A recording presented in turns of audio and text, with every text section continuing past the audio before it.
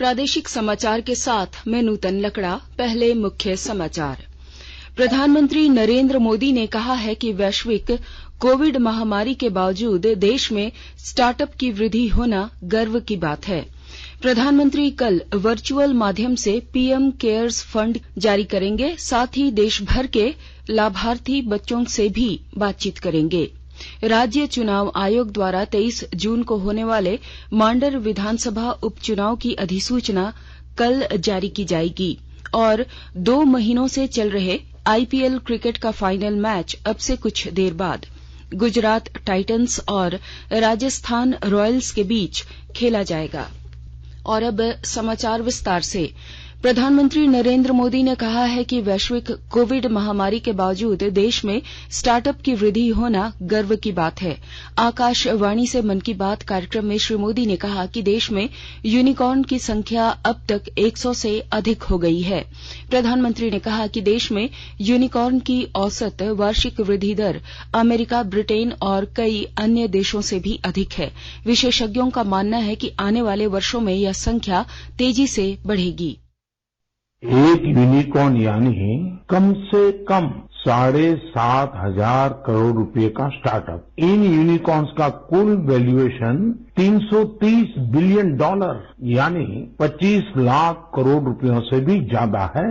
निश्चित रूप से ये बात हर भारतीय के लिए गर्व करने वाली बात। आपको यह जानकर भी हैरानी होगी कि हमारे कुल यूनिकॉर्न में से 44 पिछले साल बने थे। इतना ही नहीं, इस वर्ष के 3-4 महीने में ही 14 और नए यूनिकॉर्न बन गए। इसका मतलब यह हुआ कि ग्लोबल पैंडेमिक के इस दौर में भी हमारे स्टार्टअप्स वेल्थ और वैल्यू क्रिएट करते रहे। श्री मोदी ने प्रसन्नता व्यक्त की कि भारत का स्टार्टअप तंत्र केवल बड़े शहरों तक सीमित नहीं है, बल्कि छोटे छोटे शहरों और कस्बों से भी उद्यमी उभर रहे हैं। प्रधानमंत्री ने कहा कि स्टार्टअप जगत में सही मार्गदर्शन और प्रोत्साहन बहुत महत्वपूर्ण है। अच्छा मार्गदर्शक स्टार्टअप को नई ऊंचाई पर ले जा सकता है और नव उद्यमों के संस्थापकों को सही निर्णय लेने में मार्गदर्शन कर सकता है। श्री मोदी ने मीरा शेनॉय का भी जिक्र किया। मीरा ग्रामीण, जनजातीय और दिव्यांग युवाओं के लिए बाजार से जुड़े कौशल प्रशिक्षण का क्षेत्र में उल्लेखनीय कार्य कर रही है। मीरा शेनॉय जी भी ऐसी एक मिसाल है। वो रूरल, ट्राइबल और डिसेबल यूथ के लिए मार्केट लिंक स्किल ट्रेनिंग के क्षेत्र में उल्लेखनीय कार्य कर रही है। मैंने यहाँ तो कुछ ही नाम लिए हैं, लेकिन आज हमारे बीच मेंटर्स की कमी नहीं है। हमारे लिए यह बहुत प्रसन्नता की बात है कि स्टार्टअप के लिए आज देश में एक पूरा सपोर्ट सिस्टम तैयार हो रहा है। मुझे विश्वास है कि आने वाले समय में हमें भारत के स्टार्टअप वर्ल्ड के प्रगति की नई उड़ान देखने को मिलेगी। श्री मोदी ने मन की बात के श्रोताओं से अपने क्षेत्र में महिला स्वयं सहायता समूहों का पता लगाने और उनके उत्पादों के बारे में सूचना एकत्र करने का आग्रह किया। प्रधानमंत्री ने कहा कि देश की विविधता राष्ट्र के रूप में हमें सशक्त और एकजुट रखती है। प्रधानमंत्री ने कहा कि देश में ऐसे अनेक लोग हैं जो भाषाई विविधता को सुदृढ़ बनाने के लिए कार्य कर रहे हैं। उन्होंने पश्चिम बंगाल में पुरुलिया के श्रीपति टुड्डू का उदाहरण दिया। टुड्डू जी पुरुलिया की सिद्धो कानो बिरसा यूनिवर्सिटी में संथाली भाषा के प्रोफेसर हैं। उन्होंने संथाली समाज के लिए उनकी अपनी ओल्ड चिकी लिपि में देश के संविधान की कॉपी तैयार की है। श्रीपति टुड्डू जी कहते हैं कि हमारा संविधान हमारे देश के हर एक नागरिक को उनके अधिकार और कर्तव्य का बोध कराता है।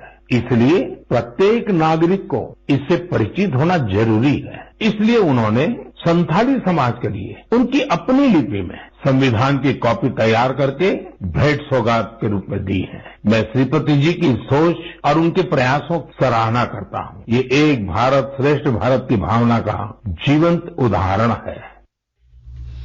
प्रधानमंत्री ने कहा कि उत्तराखंड में 4 धाम यात्रा जारी है। वहां कुछ लोगों द्वारा फैलाई जा रही गंदगी से बहुत दुखी हैं। लोगों ने सोशल मीडिया पर भी यह दुख प्रकट किया है। प्रधानमंत्री ने कहा कि दूसरी ओर अनेक श्रद्धालु ऐसे भी हैं जो बाबा केदार धाम में दर्शन पूजा के साथ साथ स्वच्छता की साधना भी कर रहे हैं। प्रधानमंत्री ने कहा कि 4 धाम यात्रा के अलावा अमरनाथ यात्रा, पंढरपुर यात्रा और जगन्नाथ यात्रा जैसी कई यात्राएं भी निकट हैं। उन्होंने इन तीर्थ यात्राओं के दौरान लोगों से देवत्व और आध्यात्मिकता बनाए रखने का आग्रह किया। मन की बात साझा करते हुए श्री मोदी ने कहा कि 5 जून को विश्व पर्यावरण दिवस मनाया जाता है। पर्यावरण को लेकर हमें अपने आसपास सकारात्मक अभियान चलाने चाहिए और ये निरंतर चलने वाला काम है। प्रधानमंत्री ने लोगों से अपील की कि इस बार सबको साथ जोड़कर स्वच्छता और वृक्षारोपण के लिए कुछ प्रयास जरूर करें। उन्होंने कहा कि आप खुद भी पेड़ लगाइए और दूसरों को भी प्रेरित कीजिए। जामताड़ा जिले के हर वर्ग के लोगों ने आज प्रधानमंत्री नरेंद्र मोदी के मन की बात कार्यक्रम को सुना। किसी ने टीवी तो किसी ने मोबाइल ऐप पर मन की बात कार्यक्रम को सुना और प्रेरक तथा सराहनीय बताया। श्री मोदी की बात सुनकर युवा वर्ग उत्साहित नजर आया। महिला श्रोताओं ने भी प्रधानमंत्री के द्वारा किए जा रहे प्रयासों की सराहना की। राष्ट्रपति पुरस्कार से सम्मानित शिक्षक सुनील कुमार बास्की ने कहा कि ओल चिकी लिपि में संविधान के प्रति श्रीपति टुड्डू ने तैयार किया और प्रधानमंत्री द्वारा श्रीपति टुड्डू की भूमिका की सराहना किए जाने से संथाल परगना का आदिवासी समुदाय गौरवान्वित महसूस कर रहा है। प्रधानमंत्री Narendra Modi PM cares fund से देश भर में चलाई जा रही बच्चों की योजनाओं के तहत विभिन्न लाभ कल वर्चुअल माध्यम से वितरित करेंगे। प्रधानमंत्री स्कूली बच्चों के लिए छात्रवृत्ति अंतरित करेंगे। इस कार्यक्रम के दौरान बच्चों को आयुष्मान भारत प्रधानमंत्री जन आरोग्य योजना के तहत छात्रवृत्ति और स्वास्थ्य कार्ड की पासबुक भी जारी करेंगे। यह योजना प्रधानमंत्री ने पिछले वर्ष 29 मई को ऐसे बच्चों के लिए शुरू की थी जिनके माता पिता दोनों या कानूनी अभिभावकों की कोविड महामारी से मृत्यु हो गई थी। प्रधानमंत्री नरेंद्र मोदी कल वर्चुअल माध्यम से देश भर के लाभार्थी बच्चों से बातचीत भी करेंगे। आकाशवाणी के ताजा तरीन समाचारों के लिए आप हमारी वेबसाइट newsonair.com पर लॉग ऑन कर सकते हैं। ताजा समाचार Twitter handle @AIR news alerts और Facebook page All India Radio news पर भी उपलब्ध है। आप प्रादेशिक समाचार एकांश के Twitter handle @AIR news _ Ranchi और फेसबुक इंस्टाग्राम पेज तथा YouTube channel AIR news Ranchi पर भी हमारे बुलेटिन सुन सकते हैं।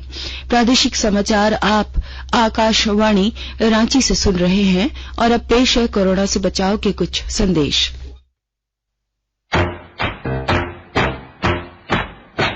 चलो मिलकर एक शुरुआत करें, चलो एक फैसला आज करें, मास्क नहीं तो टोकेंगे, कोरोना को रोकेंगे, चलो एक इरादा करते हैं, चलो एक इरादा करते हैं, मास्क नहीं तो टोकेंगे, कोरोना को रोकेंगे।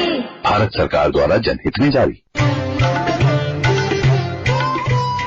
कोविड-19 से बचाव और सुरक्षित रहने के 3 उपाय। मास्क लगाएं, 2 गज दूरी है जरूरी, सुरक्षित दूरी रखें, हाथ और मुंह साफ रखें। प्रादेशिक समाचार में आपका एक बार फिर स्वागत है। आज त्रिस्तरीय पंचायत चुनाव के अंतर्गत राज्य के 3 जिलों जामताड़ा, पश्चिमी सिंहभूम और पलामू के 6 मतदान केंद्रों पर पुनः मतदान शांतिपूर्ण संपन्न हुआ। मतदाताओं ने सभी केंद्रों में उत्साहपूर्वक अपने मतों का प्रयोग किया।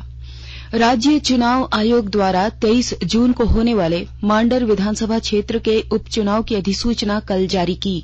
इसके साथ ही नामांकन की प्रक्रिया शुरू हो जाएगी जो 6 जून तक चलेगी।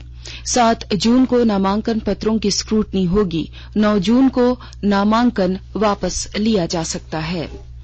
जामताड़ा जिले के नाला कुंडाहित, जामताड़ा, नारायणपुर, फतेहपुर एवं करमाटांड़ प्रखंडों में त्रिस्तरीय पंचायत चुनाव शांतिपूर्ण तरीके से संपन्न हो गया। विस्तृत ब्यौरा दे रहे हैं हमारे जामताड़ा संवाददाता।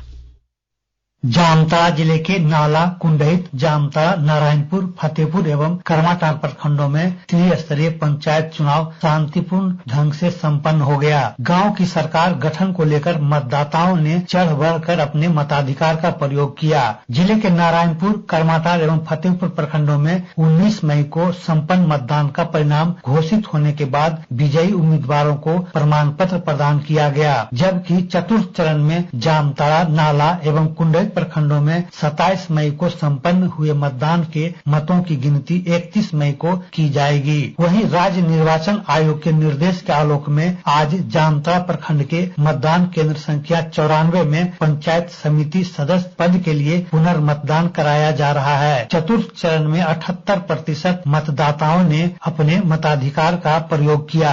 सुभाष प्रसाद सिंह, आकाशवाणी समाचार, जामताड़ा।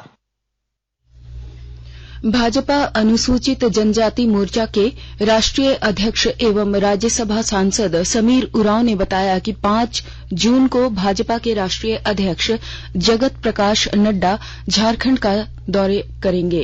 वह रांची में जनजातीय परिवारों से मिलेंगे और उनसे संवाद करेंगे।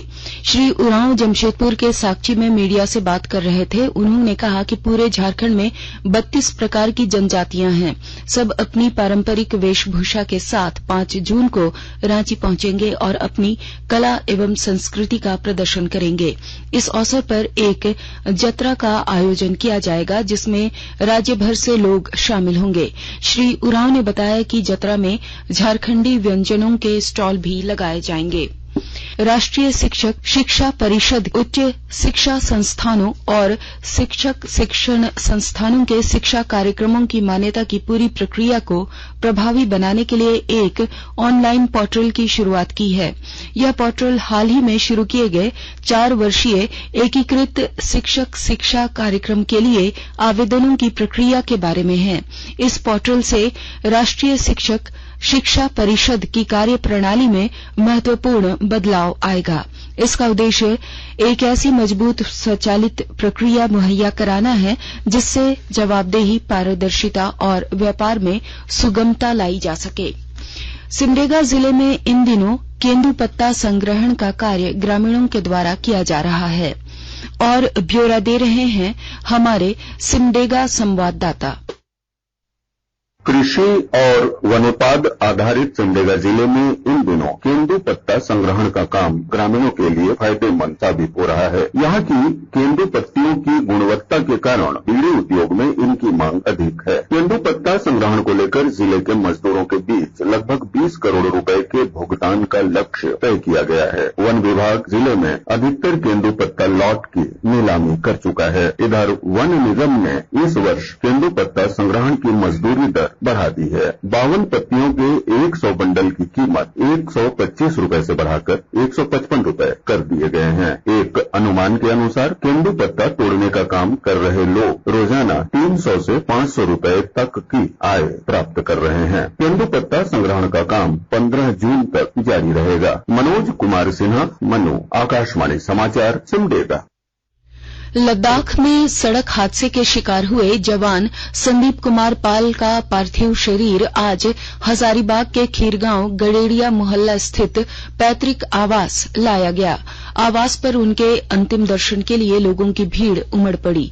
इसके पूर्व उनके पार्थिव शरीर के रांची हवाई अड्डा पहुंचने पर राज्यपाल रमेश बैस सहित कई अधिकारियों ने उन्हें श्रद्धांजलि अर्पित की। जैसा कि आपको मालूम है कि 27 मई को लद्दाख में हुए एक सड़क हादसे में संदीप कुमार पाल सहित 7 अन्य जवानों की मौत हो गई थी। 2 महीने से चल रहे आईपीएल क्रिकेट का फाइनल मैच आज गुजरात टाइटंस और राजस्थान रॉयल्स के बीच खेला जाएगा।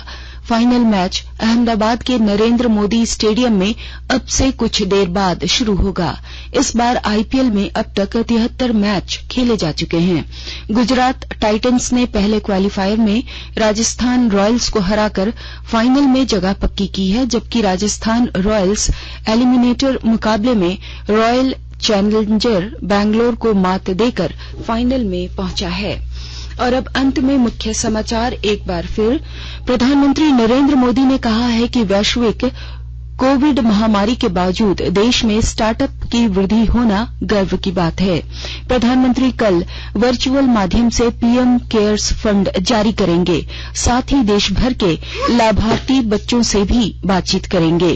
राज्य चुनाव आयोग द्वारा 23 जून को होने वाले मांडर विधानसभा उपचुनाव की अधिसूचना कल जारी की जाएगी और 2 महीने से चल रहे आईपीएल क्रिकेट का फाइनल मैच अब से कुछ देर बाद गुजरात टाइटंस और राजस्थान रॉयल्स के बीच खेला जाएगा।